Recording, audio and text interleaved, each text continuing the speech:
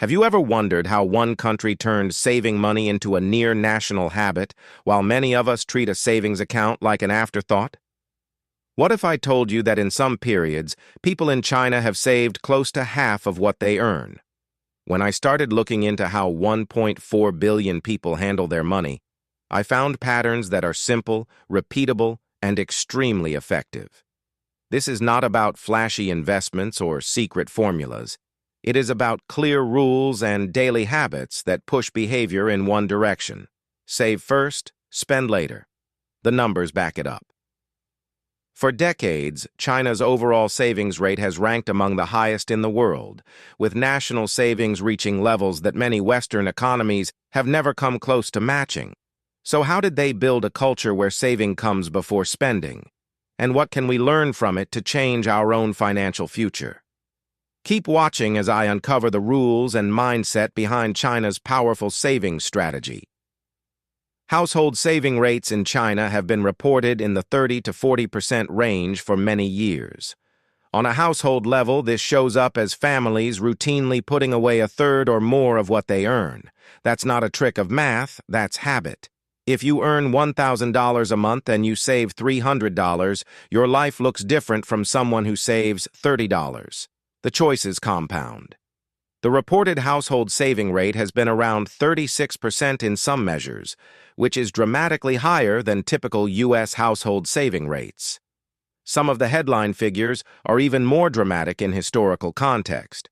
China's national savings, that includes households, businesses, and government, spiked during certain years to levels above 50% of GDP. Especially during the boom years after China's WTO entry and leading up to the global financial crisis. That surge isn't a fluke. It reflected deep structural forces, investment-focused growth, demographic drivers, and very high private saving. If you're trying to understand how a rule becomes real, you don't just look at one family. You look at how a country's policy, demography, and culture line up to make saving the default option. You'll read stories that seem extreme until you see the accounts and sources. One example that blew up headlines was a millennial saver who openly said she'd saved roughly 90% of her salary for years and used that discipline to buy property. That viral story smashed assumptions about how much you can set aside if you prioritize saving. The article on the subject described how concentrated saving and clear goals let someone own real assets in an expensive city. It wasn't a miracle. It was simple arithmetic plus relentless discipline. If you step back, the Chinese model has a handful of repeatable rules that explain why their saving rates are so high. I'll talk through those rules and the psychology behind them, using hard numbers and real examples so you can decide which parts can actually work in your life. Rule 1 is simple. Pay your savings first. The tactic is often called zero-based budgeting in English-language circles, but in practice it's cultural. Most Chinese households assign every yuan a purpose before spending a single yuan. You don't treat savings as whatever's left after you spend. You treat savings as the priority bill that gets paid immediately. That flips the default. If you receive 10,000 yuan, you decide how much goes to savings and investments first, then live on the remainder. Do that consistently, and your balance sheet grows almost automatically. That small change in ordering matters far more than most people expect. Consider the psychological difference between deciding, I'll save whatever is left, and I'll save this fixed amount first. The former relies on willpower at the point of purchase. The latter moves the willpower upstream and automates it.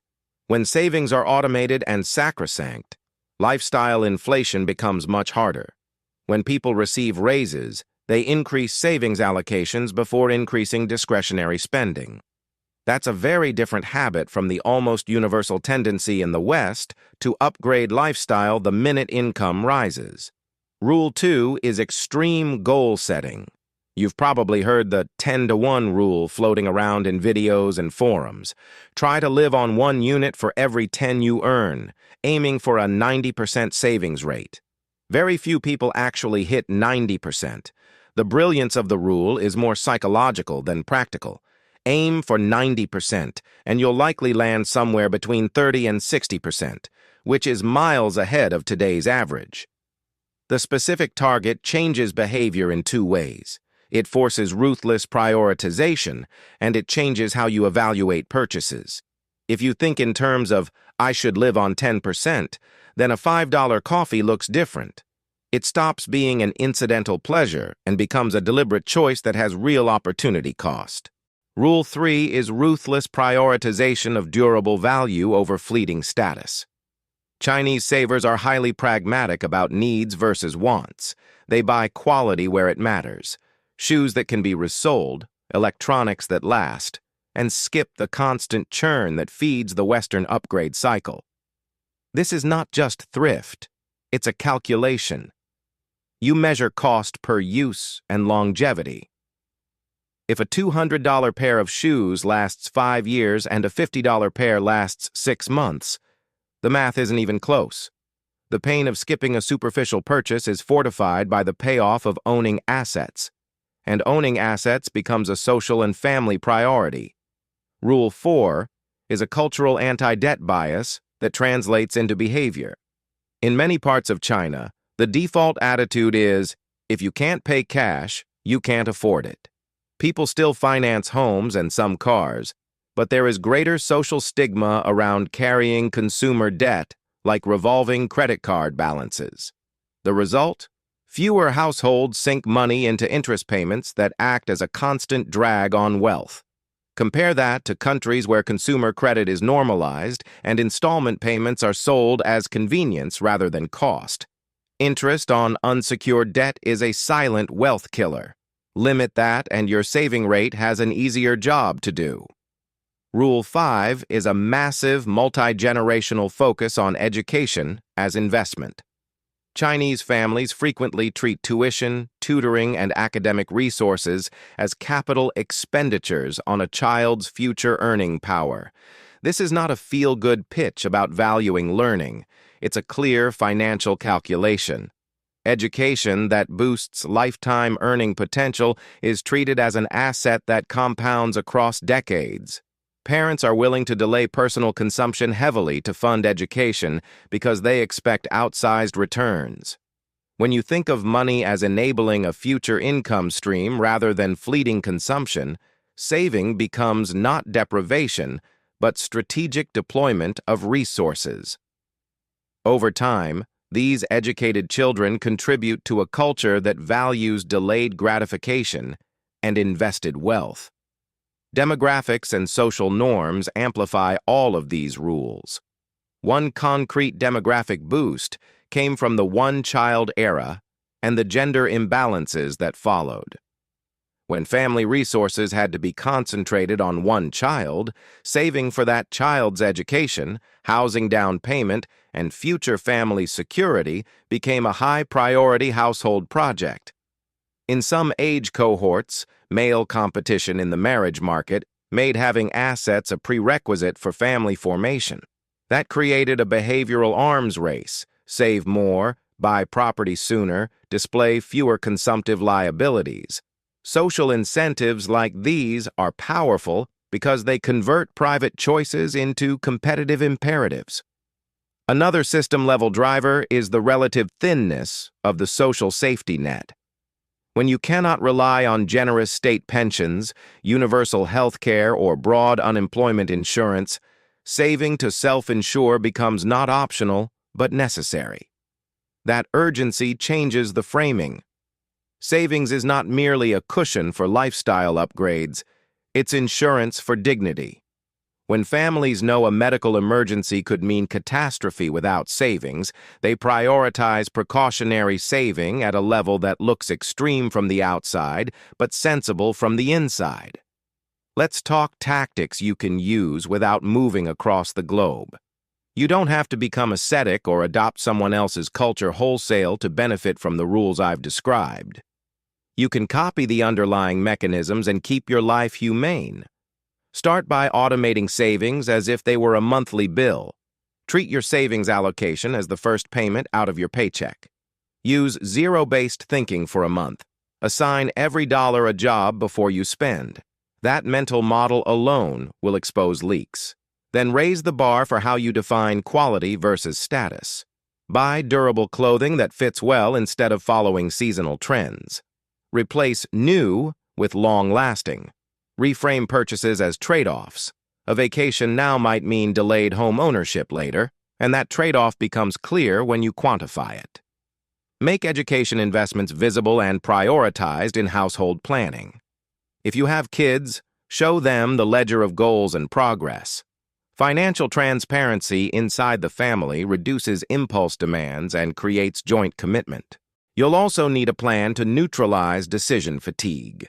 Habit formation is easier when you reduce the number of choices, establish a small set of vendors, automate grocery shopping on a fixed list, and set recurring bill payments where possible. You'll be surprised how much mental energy you save, and the fewer decisions you have to fight, the fewer impulsive choices you make. There are also financial mechanics you can adopt. Capture any employer match in retirement plans first. That's free return. Use low-cost diversified index funds as the core of your investment approach. Fees compound against you, so keep costs minimal. Build a priority ladder. Emergency fund, high-interest debt paydown, employer match, taxable investment for medium-term goals, and then additional retirement or real estate investments. Keep the ladder simple and follow it consistently. Complexity often disguises procrastination. Don't underestimate the power of small social engineering moves either. Share your financial goals with a close friend or family member who will hold you accountable. Make saving a visible metric in the household. When kids and partners see progress, the family narrative shifts from deprivation to teamwork. Consider small rituals like a monthly accounting meeting to review where you are, similar to how households in high-saving cultures discuss money openly and as a family project. You'll face pushback. Friends will post luxury purchases online and show off financed lifestyles. That's a form of social pressure engineered to drive consumption. Resist the trap of measuring your worth by someone else's purchase. Instead, measure progress by net worth milestones and objective markers. How many months of expenses you can cover, how much in liquid assets you have, whether you can fund a major expense without borrowing. Those metrics are boring, but they work. There are real trade-offs. Prioritizing saving may delay big lifestyle purchases that signal success in your social circle. That's uncomfortable. But the payoff is optionality. Once you build a buffer and a base of invested assets, choices expand. You can take career risks, shift cities, or step back from work without immediate financial panic. That freedom is what high savings purchases buy you in the long run. Some people will push back with edge cases, but what about investing in startups or buying property with leverage? Those can make sense as part of a diversified plan, but they don't replace the core habit. Save consistently and allocate to low-cost, diversified vehicles first. Leverage magnifies both gains and losses. You only want it on top of a disciplined base. If your foundation is shaky, risky moves become ruin bets, not calculated risks. If you want numbers to guide you, here's a simple projection to illustrate compounding of disciplined saving. Suppose you save 30% of income on a household making $60,000 post-tax. That's $18,000 annually.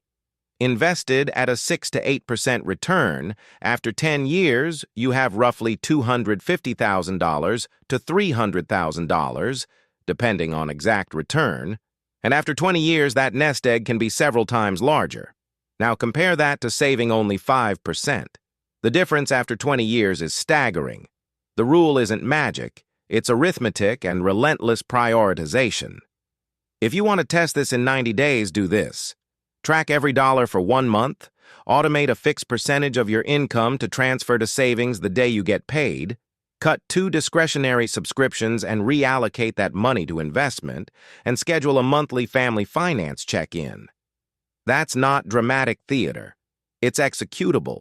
It's the same set of small rules that stack across millions of households to produce national-level saving rates that are orders of magnitude higher than what we see in many Western countries. If you found this breakdown helpful, make sure to like the video and subscribe for more deep dives into money and wealth-building strategies. Drop a comment below and tell me which habit you're going to start using first.